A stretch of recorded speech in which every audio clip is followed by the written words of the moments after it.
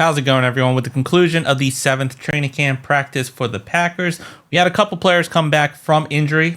For the weather, it was a pretty sweltering hot day to the point where Romeo Doubs actually traded out his sweatpants for shorts because it was so hot. So on the injury front, we had a few players come back. We had Marshawn Lloyd finally join the Packers, come off the injury list, along with Keaton Oladapo coming off the injury list and joining the Packers. Also, Zane Anderson and cornerback Robert Rochelle, who was out the past few training camp days, they officially returned to practice. So that leaves pretty much Tucker Kraft, who is on the PUP list. Then defensive end Keyshawn Banks with a groin injury, and defensive end Deselin Alexandre with a leg injury. And those are the only players that are out. Otherwise, we pretty much have almost everyone coming back and joining the Packers for training camp practices. Now, with these players coming back and joining the Packers, they only pretty much participated in limited drills and actually did not participate in any team drills. So starting with the offense, of course, you have Jordan Love and Josh Jacobs starting with the number one team.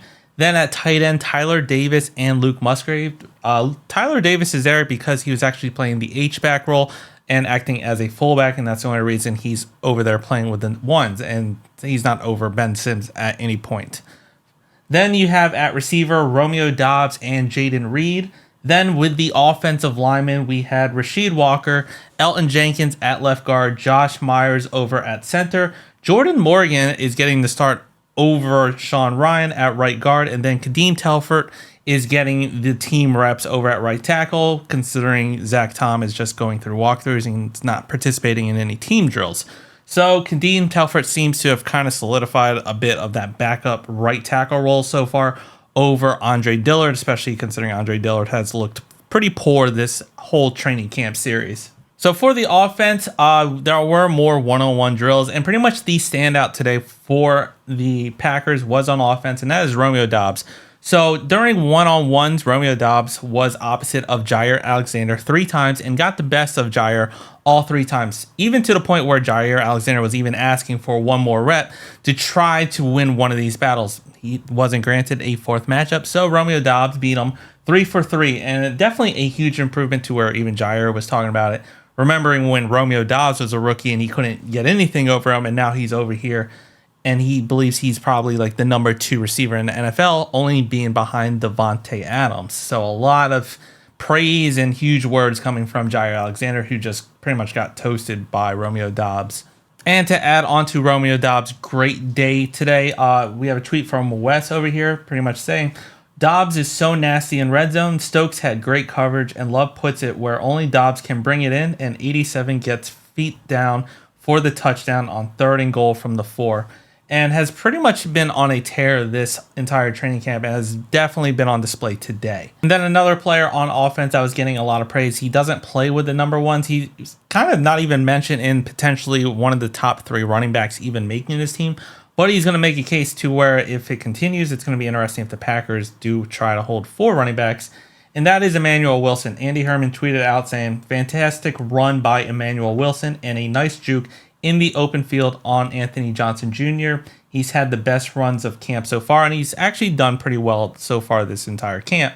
And it's going to be interesting, like I said, if this continues and how the preseason goes. Are the Packers going to hold 4 running backs?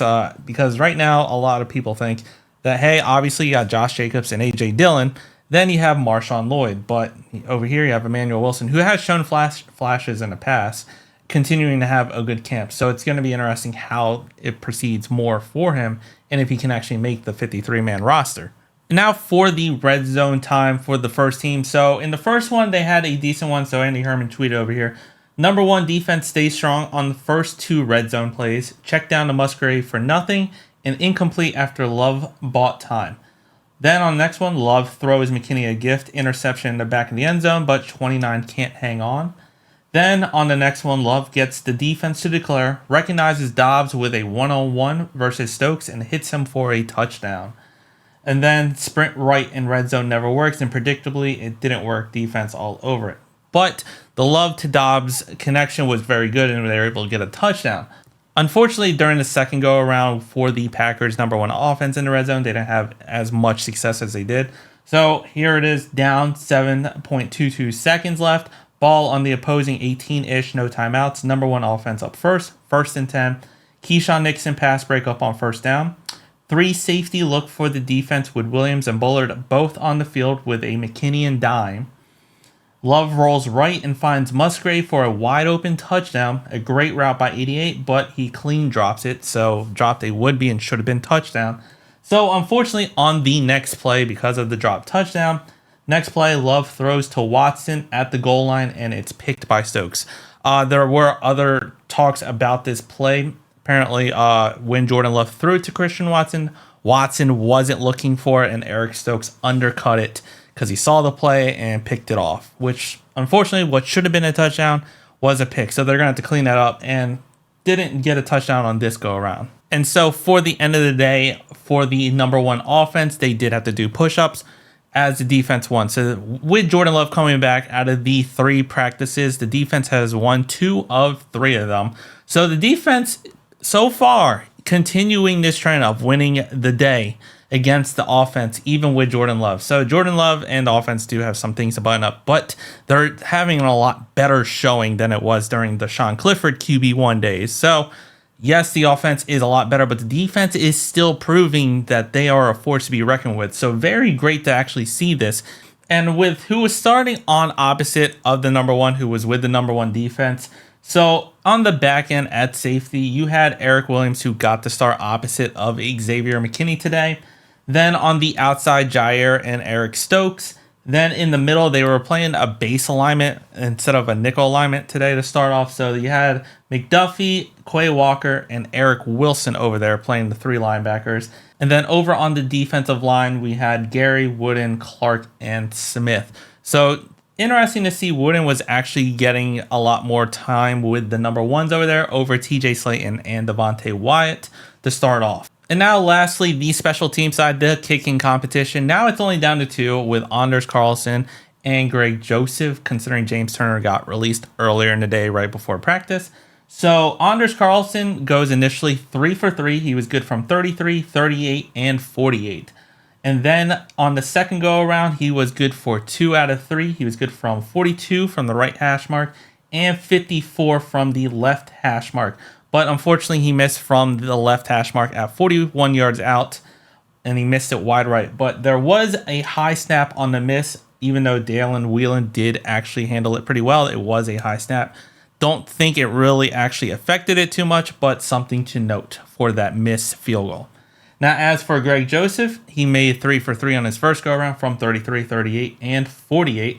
And in the second go-around, he made all 3 of his, making it from 41 left hash, 42 right hash, and 54 left hash. So he went 6 for 6 today. And that puts Anders Carlson 21 for 24 for the entirety of the camp, and Greg Joseph 22 for 24 for the entirety of the camp. So Greg Joseph has one more make than Anders Carlson and is definitely making this a very good competition for Anders Carlson. And now lastly, the one-on-one battles tweeted out from Andy Herman. So for all the one-on-ones, started off hell of a battle between Dobbs and Jair. Dobbs eventually wins in one-on-ones, all 3 of them, as I have said it before. Let's see, Nixon has a pass breakup over Jaden Reed. Next, he puts would have been a hold by Stokes on Watson. I'm going to assume he meant a hold. So Eric Stokes was holding Christian Watson there. Musgrave touchdown, beat McKinney easy. Then Samari Torre, nice out versus Ballantyne complete. Bullard holds Musgrave. Musgrave with the catch, easy. Then Romeo Dobbs, touchdown jump ball versus Jair. So another one of those one-on-one matchups that he won over Jair. Bo Melton smokes Valentine for a touchdown. McKinney pass breakup versus Musgrave. Grant DeBose beats Green on a slant. Hicks just beat Don Callis easy. Starkley beats Bullard. Heath touchdown versus Davis on back shoulder. Dobbs nice route but out of bounds versus Jair. McKinney good coverage on Musgrave. Nixon good coverage on Reed.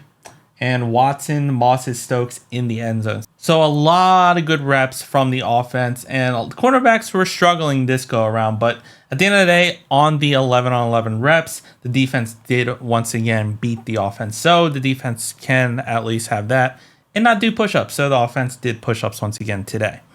that about wraps up training camp for the Packers on their 7th training camp.